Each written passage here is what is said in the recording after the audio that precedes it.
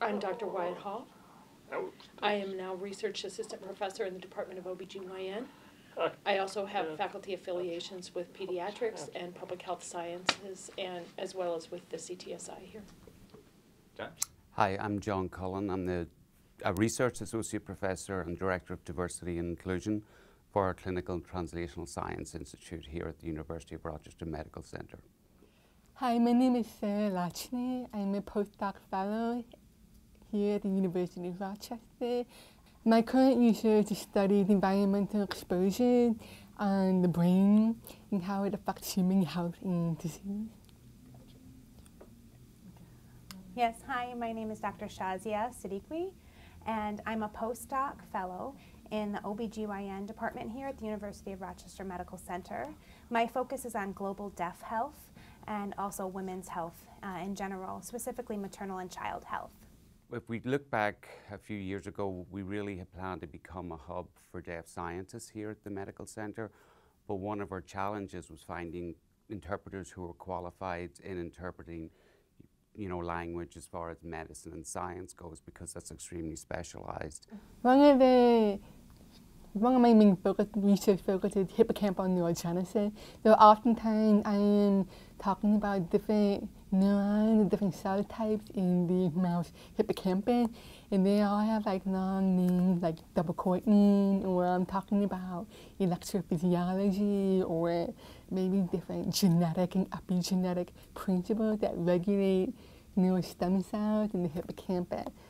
If I'm at a conference using local interpreters that have no science background, when people start talking about all these different things at once, they get lost. So we are in the process of developing a 51-week master's course that will allow people who are qualified, so that's someone who has an undergraduate degree in ASL, or someone who has enough background growing up in with a family, deaf family, that they can come in and spend a year really immersed in this area, learning not only the words and language and vocabulary, but also the culture, which is often something that's overlooked when we talk about interpreters in working with deaf professionals.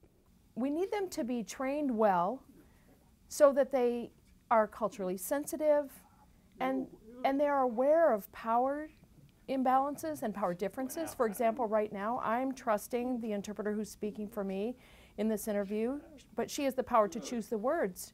She could say something that was very different than what I'm signing, and I would never know that. So the interpreters have to be aware of that power and difference, not misuse it, not abuse it.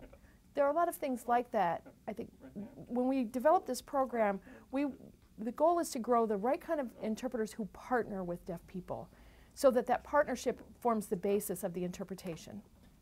And I think that can be very powerful. The program is to create interpreters who can sign appropriately and interpret science and medicine, and also then the second piece will be that they can function as designated interpreters, because we know based on experience with our interpreters, the more time they spend with one person, the more fluent they become in the scientific or medical knowledge that's involved in the conversations.